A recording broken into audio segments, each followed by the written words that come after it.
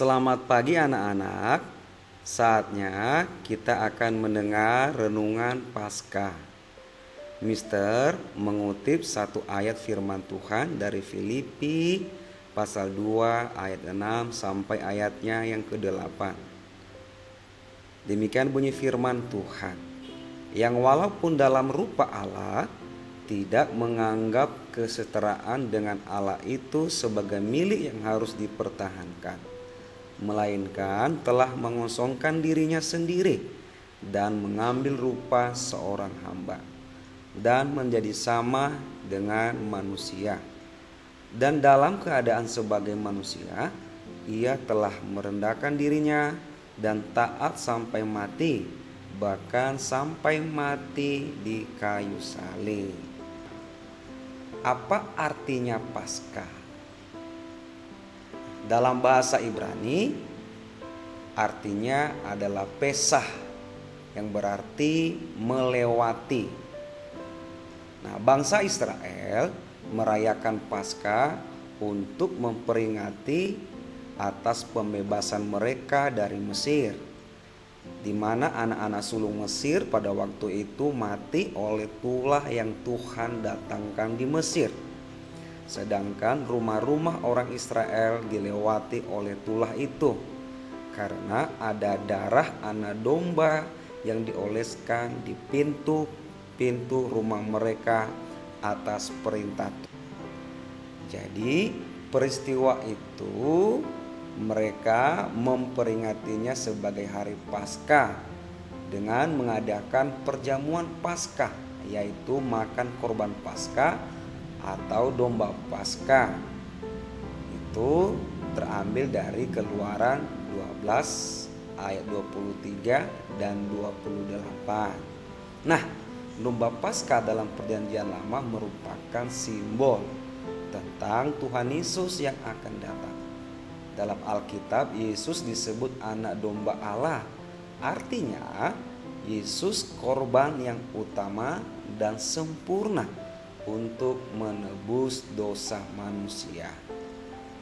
Di dalam kitab suci Yohanes 1 ayat 29, firman Tuhan berbunyi, pada keesokan harinya Yohanes melihat Yesus datang kepadanya dan ia berkata, lihatlah anak domba Allah yang menghapus dosa manusia.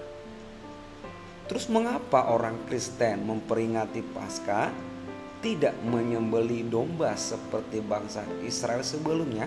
Nah, jawabannya karena Yesus Kristus telah menjadi anak domba Paskah yang sempurna, yaitu Tuhan Yesus telah mati di atas kayu salib menjadi korban yang sempurna melalui darahnya yang tercurah di atas kayu salib.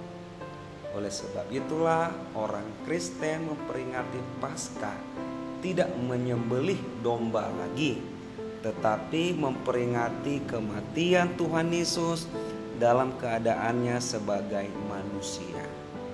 Dia menebus dosa manusia dengan darah Kristus. Terus mengapa Tuhan Yesus harus mati di atas kayu salib? Nah, jawabannya karena itu adalah rancangan Tuhan dari semula. Yang kedua, supaya manusia beroleh penebusan dosa. Yang ketiga, supaya manusia beroleh keselamatan hidup. Yang keempat, supaya manusia tahu bahwa Allah mengasihi manusia berdosa dan menghukum dosa. Lihat gambar ya. Jadi ini ada orang berdosa tidak bisa menyeberang karena ada jurang pemisah.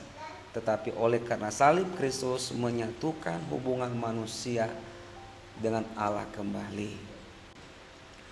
Tuhan Yesus tidak hanya mati bagi dosa manusia, tetapi dia bangkit, dia hidup kembali, memberikan pengharapan kepada manusia.